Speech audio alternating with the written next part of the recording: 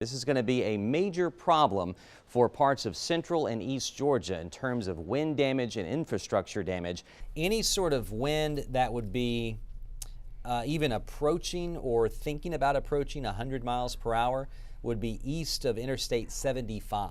That's not us. Once we knew that storm track was going to change, we updated this map for you immediately and let you know that we weren't going to have those big impacts. Now, just to show you what we mean when we talk about a storm not being a point on a map, this is Hurricane Helene's wind field, the wind surrounding the center of that storm. Notice how it's all pushed to the right. So it's way more out here than it is out, say, in East Alabama. The big time impacts with this system, and it's still going to knock down thousands, if not hundreds of thousands of trees out here to the east of the center, heading out towards Savannah, I-16 heading into Macon.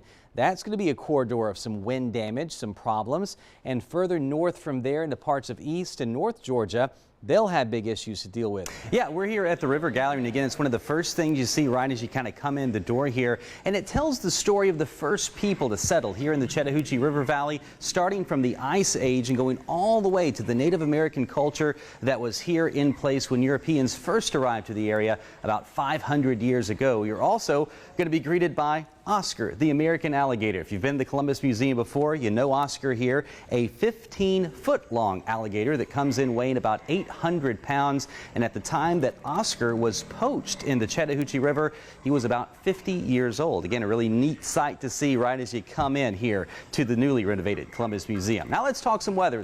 Now, there aren't really any big surprises there based on how the polling was going before all of this happened. The states that Vice President Harris has won, those were the ones she was expected to win. Same for former President Trump. Now that brings the totals to 95 and 35. But again, very early in the process, still some huge electoral college prizes that have, again, been waiting to be claimed out there, including some of those big states in the blue wall, which we often hear about. And let's go ahead and talk about that because, look, this entire race has really boiled down to those swing states, those battleground states. And you can really number this down to about 7 of those battleground states: North Carolina, Georgia, Pennsylvania, Michigan, Wisconsin, Nevada, and Arizona. Between those states, you're looking at about 93 electoral votes. And again, that is going to determine the outcome of this election. And what we're going to be paying attention to in a really big way are these counties up here in the Atlanta metro area, places like Fulton County, places like Cobb County, Gwinnett County. Now, for President Trump to win this, former President Trump to win this election, he doesn't have to win these counties, but he does have to outperform where he did, say, in the last election in 2020. He's got to get more votes in maybe a losing effort within those counties. President Trump here with 95% of the votes in, he has 55% of the vote in Miami-Dade County. He has outperformed Vice President Harris by 12 percentage points. And again, that's one of those areas, too, where you think about that Hispanic vote, just what you were talking about. Did those comments about Puerto Rico at the Madison Square Garden rally, did that come back to bite former President Trump? Perhaps not in the Sunshine State, but again, there are some pretty high Hispanic populations, including the Puerto Rican population in the state of Pennsylvania. In fact, outside of New York, outside of Florida, I believe that has the highest Puerto Rican population in the United States of any of the states. Correct. So that's something I'm sure that folks there are going to be looking at very carefully. We all lined up, and I put my hand over Taylor, and I was like, you know, it's going to be okay. And Sheila, my stepmom, she just kind of crowded over us. Kayla came to about 3 days later at a hospital in Birmingham. Her injuries were extensive, and as she recovered physically, mentally she had to come to grips with tremendous loss. So I was just kind of like overwhelmed. I didn't really know what to do.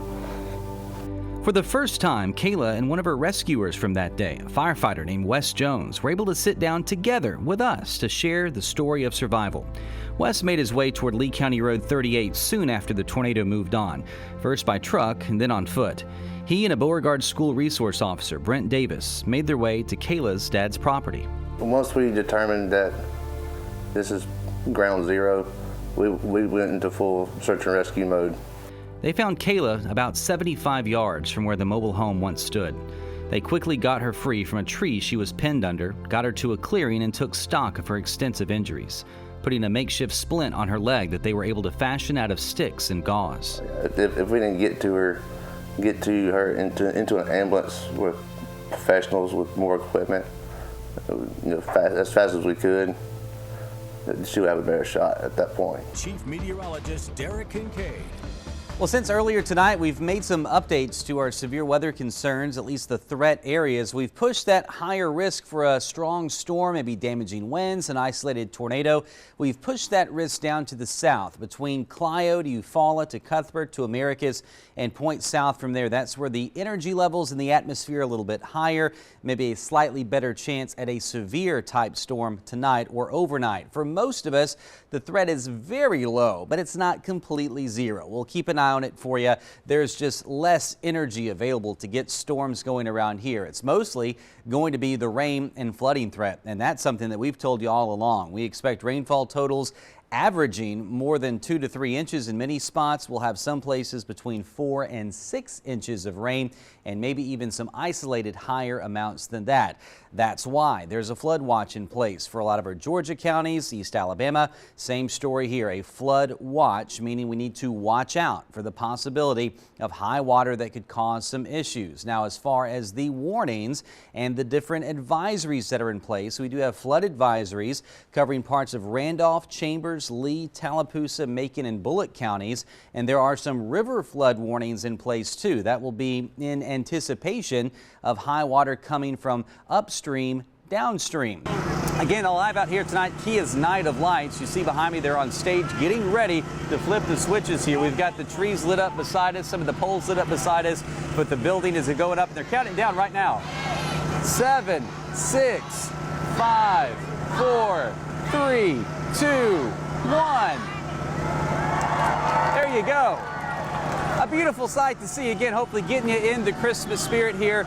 Kia Auto Sport in Columbus, the fun continues here till 8 p.m. Food trucks, lots of stuff to do for the kids. Santa's here having a great time at Kia's Night of Lights, the 5th annual celebration with proceeds tonight going to benefit the Salvation Army.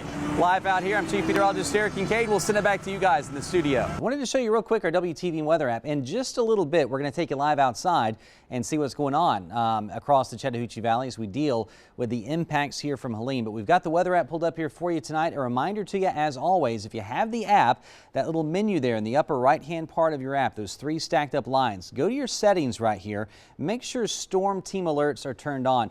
Those are alerts from us here in the weather office. They're not the normal tornado warnings and things like that. You'll get those anyway if you're signed up for those on the app. But this is an alert from us in the weather office that we sometimes can tailor very specific for you, for an area where you happen to be. Yes, there's green and red touching each other, but it's this very broad area of circulation. It's nothing that would tell us that there's a tight tornadic circulation in here anywhere. We encourage you to have that way to get alerts for the rest of the night. If you do, then go back to bed. You can go to sleep and not have to worry about this thing if you have something like the WTVM weather app, like a weather radio that can wake you up and get you out of bed and get you to your safe place. 19 of the 23 victims in the Beauregard tornado were in mobile or manufactured homes. Now, even though mobile homes make up only 6% of housing in the United States, they account for more than 50% of tornado-related deaths. Now, this is due to a lot of reasons. A higher percentage of mobile homes in tornado-prone areas or in places that get a lot of tornadoes during the nighttime. Now, look, we're certainly not here to talk down to those that live in mobile homes. They're a safe, affordable place to raise a family. I even lived in one when I was a kid, but they're not the place for you to be when severe weather threatens. There's just not a safe room that we can tell you to go to. Your severe weather safety plan will have to start earlier than a lot of other folks, perhaps as soon as that tornado watch is issued. We want to thank you so much for coming out and joining us today here on WXTX, the Bi-City Christmas Parade, an annual event that brings the community together. We've had a lot of fun out here with you today. Yeah. Meteorologist Ariana Whittick, I'm Chief Meteorologist Kinkade. You know, we are live again out here at Callaway Resort and Gardens, and we are a pretty snow-deprived area around here, so sometimes you just gotta make your own. We're out here again live tonight at Manchester Memorial Stadium. It's the site of our big sports overtime game of the week, Roz, and it is a hot one out here, so we had to move a little bit. I'm in the shade now. We're on the home side of the bleachers, right underneath the press box. We are shaded for now, and again, this is gonna be the spot to sit tonight, I think. The band sits right to my right. Of course, all the action out on the field. Let's talk about the weather, though, for those other games.